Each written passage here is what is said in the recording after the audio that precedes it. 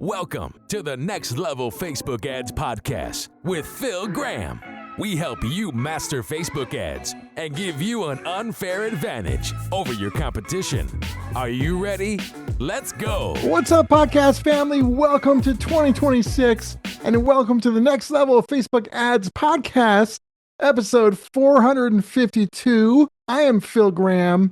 It is January 6th, 2026. It's going to be weird saying that for a while. Happy New Year, my friends. I'm so glad you're here. You know what's crazy? I started this podcast in 2017. I've done an episode every single week since then. That is insane.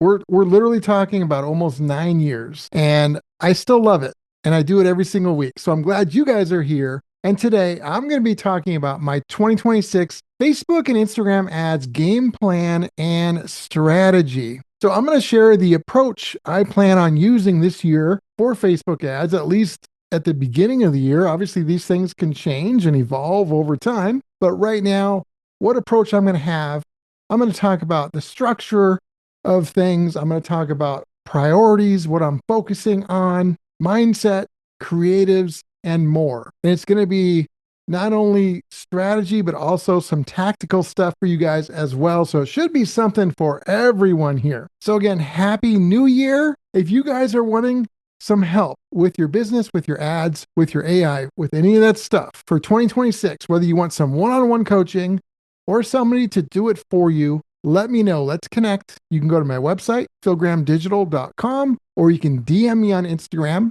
at philgrahamdigital. I would love to connect with you. I can't take on every single person as a client. However, when it's a good fit and you're a good person, hey, there's a good chance we might be able to work together. So feel free to reach out. I would love to connect. So this year, like usual, my goal is to not only deliver a lot of value for you guys with this podcast, but also I'm going to work really hard to try and keep these short, sweet, full of value and very actionable. I will say that many times, I shoot for like 10 minutes or less, but so often it ends up being 12, 13, 15 minutes because I literally can't leave something out. I'm still going to try really hard to keep these as short as possible because I know you guys love that. But with that being said, let's jump right in and talk about my strategy and game plan for the new year. And I want to start off with some mindset stuff, not a lot, just a little bit. I think you need to be willing to spend money and bet on your business and bet on yourself if you need to grow your business, if you need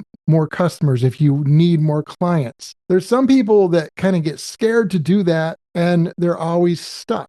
And that can be frustrating. So I do think mindset wise, if you're trying to grow your business, you got to be willing to smartly spend some money to do that, whether it's investing in yourself with learning stuff or investing in ads or maybe both. So I think mindset wise, that's really important. Something I want to focus on this year as well is simplicity. I want to really keep things as simple as possible and really focused. Now, you still have to have a high level of skill. I mean, if you look at any highly skilled athlete, for example, they can make it look really simple. However, they have to be really good to do that. So I would say it's a high skilled simplicity is what I'm looking for. And maybe sometimes doing fewer campaigns and concentrating more budget into less so that I can get quicker answers in regards to what's working and what's not. I would still do lots of campaigns and ad sets, but maybe not all at once. I'm looking for more simplicity, but at a high skill level. And I think that's important. Another thing that I recommend that I've been doing, but I also recommend you guys do, is do not think of things as running a random ad or a one-off ad. Think of things in systems. What is your system? What is your strategy? You're not just running an ad. You're running something to people that don't know you, and then maybe following up on the back end of that with a retargeting ad to the people that now have heard of you, and they're going somewhere on the other side of the ad. You may or may not be getting an email.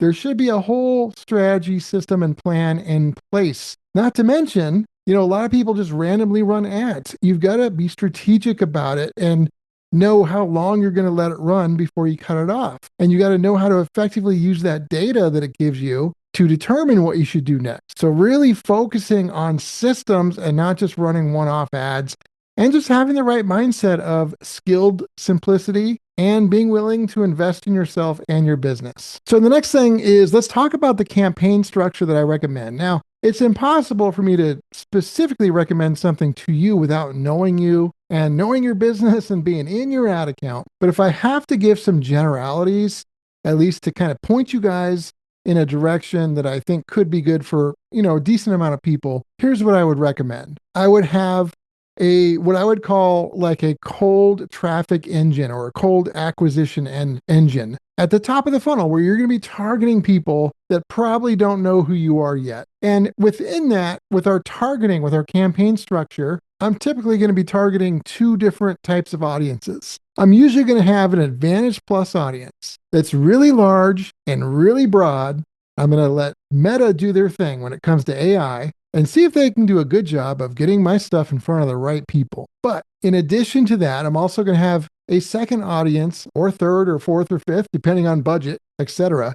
But it's going to be a smaller, segmented audience based off of demographics, interests, behaviors, and stacks of different combinations of those things. And then I'm going to match the ad copy to the segment and type of person we're targeting. Now, those sometimes work really well. I would not just do Advantage Plus. I really wouldn't, because sometimes these other segmented ads still work better than Advantage Plus. Other times Advantage Plus works better. So I do both. I don't have to guess. I do both, and then I let the data take me where it takes me.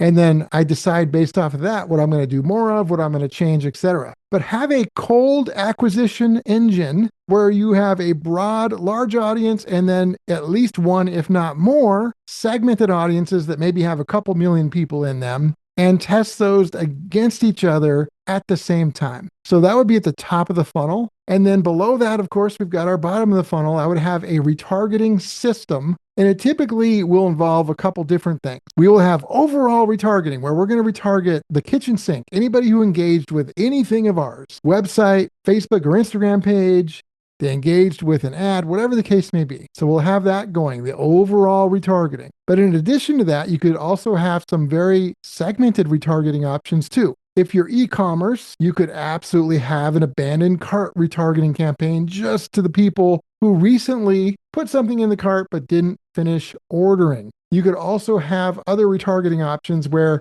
you're retargeting people by either the product page they visited or service, or a specific pain point that you help them with, and they got in that audience by doing something, whether they watched a video of yours on that pain point or visited a page. You can get really specific with this, and that is very, very powerful. So I would be doing those types of retargeting things as well at the bottom of the funnel. And then I would also do a lot of testing. Yes, I would do testing within those types of campaigns as well, the cold acquisition and the retargeting. But if there's enough budget, I'm also going to have a separate campaign that is just for testing. And all the things we're testing, the audiences, the creatives, the hooks, all that stuff, it's going to be like little rookies in there who haven't proven themselves yet. And if they start doing well, they will graduate to one of the main campaigns where I give them more budget. So that should give you an idea of the structure. Again, this is going to vary based off of the type of client, how much budget they have, what their goals are. And so it might look different in your exact situation, but for giving general info in terms of my general strategy, this is going to be what I recommend, at least to start 2026 for a lot of different types of businesses. And then we're going to talk about creative strategy next. I'm going to try and cover this quick. I got more episodes on this coming up because it's so important. But in 2026, what I recommend when you're doing your creatives, think about hook, story, offer, along with empathy and differentiation. I feel like if you have all of those things, then that could be an amazing ad. A hook that really matters to your ideal customers and clients. A story that connects with them. A great offer. Those things are so important. But then don't forget the last two, because the last two are like so underused. Having empathy for their situation. And then lastly, differentiation. What makes you different? And how does that benefit your customers? Being able to do all of that in an ad, in a video, in your ad copy is going to be part of my creative strategy for 2026. And you should be testing different hooks, different ad angles, obviously different images and videos and stuff like that. Also, we're going to be doing a lot of like UGC type stuff. So if you've got user generated content, you try and use it if it's good. put it out there. If you don't have it, try and get some from customers or clients, and that could be great for your creative strategy as well. Like I said, there's going to be a lot more depth on creative stuff coming up in a couple episodes because it's really important this year. But that is kind of a general overview on the creative strategy. And then in terms of like optimization, I want to recommend that you guys are careful. Stop turning ads off too soon. So many people do that. Imagine you're targeting millions of people and you let it run for 2 or 3 days and it might have reached a few thousand and you got like 2 million or 50 million and you let it reach 2,000 people. Like that's crazy. Let it run for at least a couple weeks unless you have a huge budget. And yes, there could be exceptions, but in general, most people turn ads off way, way, way too soon, in my opinion. And a lot of times you're just costing yourself money because then you won't even know if it worked or not. You might as well have not even started it in the first place if you're going to do that in a lot of situations. So just be careful. Try not to turn them off too soon. Give them some time. So I hope this is helpful. Again, we're going to be going into depth on this stuff weekly throughout the year. So make sure and listen every Tuesday or whenever you listen. But this is my general overview, my strategy and game plan for 2026. I'm so excited for the year, for ads, for growing businesses, and I hope you are too. And as always, just a reminder, it's always important to point out that every business is unique. Results can vary. There's no guaranteed outcomes. So always keep that in mind. Episode 452 is in the books. Thank you guys so much for being here. Next week, we've got a great show for you guys. I'm going to be talking about how to try and get the most out of your budget when it comes to Facebook ads this year. Until then, have a great week, and I'll talk to you on next week's episode. Peace out. Thanks for listening to the Next Level Facebook Ads Podcast. Please remember to subscribe and share this with all your friends. For show notes, more tips, and to learn more about Phil, please visit philgrahamdigital.com/podcast.